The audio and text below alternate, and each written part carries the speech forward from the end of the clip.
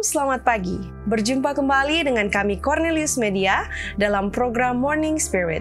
Untuk mengawali bacaan renungan pagi kita hari ini, mari kita berdoa. Bapa dalam kerajaan sorga, terpujilah nama Tuhan, karena kuasa tangan Tuhan sudah menuntun kami sepanjang malam, sehingga pada pagi hari ini kami boleh bangun dengan tubuh yang sehat dan diberkati. Kiranya Tuhan mau memberkati firman Tuhan pada pagi hari ini, sehingga kami boleh mengerti dan kami boleh mempraktikannya dalam kehidupan kami. Inilah doa kami, hanya di dalam nama Yesus kami telah berdoa. Amin. Judul renungan pagi kita hari ini, Kamis 19 Mei 2022 adalah Pertobatan Zakheus. Ayat tema kita terdapat dalam Lukas 19 ayat 8. Tetapi Zakheus berdiri dan berkata kepada Tuhan, "Tuhan, setengah dari milikku akan kuberikan kepada orang miskin, dan sekiranya ada sesuatu yang kuperas dari seseorang akan kukembalikan 4 kali lipat." Zakheus sangat terharu, heran, dan tidak dapat berkata apa-apa melihat kasih dan sifat kerendahan hati Kristus dalam hal merendahkan diri kepadanya yang tidak layak. Sekarang kasih dan kesetiaan kepada Tuhannya yang baru didapatnya itu membuka bibirnya. Ia akan mengumumkan pengakuan dan pertobatannya. Sebelum Zakheus memandang wajah Kristus, ia sudah memulai pekerjaan yang membuktikan bahwa ia sudah benar-benar bertobat. Sebelum dituduh oleh manusia, ia sudah mengaku dosanya.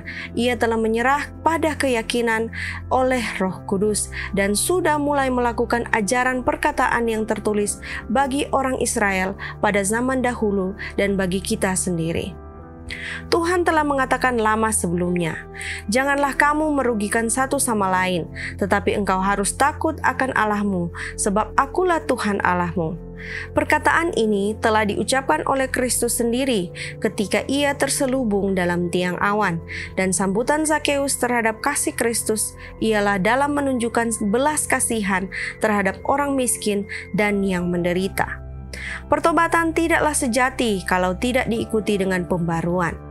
Kebenaran Kristus bukan hanya sekedar jubah yang menutupi dosa yang tidak diakui dan tidak ditinggalkan. Itulah prinsip kehidupan yang mengubah tabiat dan mengendalikan budi pekerti. Kesucian ialah hidup seluruhnya bagi Allah.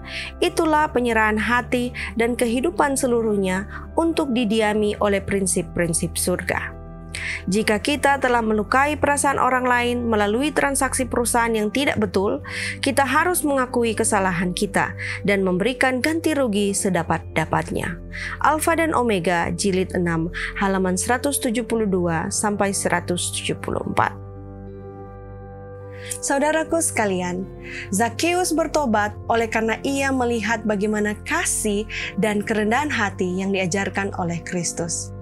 Melalui pertobatan Zakheus, kita belajar bahwa pertobatan harus didampingi dengan pembaharuan tabiat dan pengendalian diri. Karena sejatinya kebenaran Kristus bukan hanya sekedar jubah yang dapat menutupi dosa, akan tetapi mengajarkan kita untuk mengakui kesalahan dan meninggalkan dosa. Mari kita berdoa. Bapa dalam kerajaan sorga, kami berterima kasih untuk hikmat yang Tuhan sudah berikan, sehingga kami boleh mengerti akan renungan pada pagi hari ini. Inilah doa kami, hanya di dalam nama Yesus kami telah berdoa. Amin. Demikianlah bacaan renungan pagi kita hari ini. Jangan lupa share video ini, subscribe YouTube channel Cornelius Media, dan follow Instagram serta Facebook kami @CorneliusMedia. Tuhan memberkati, sampai jumpa esok pagi.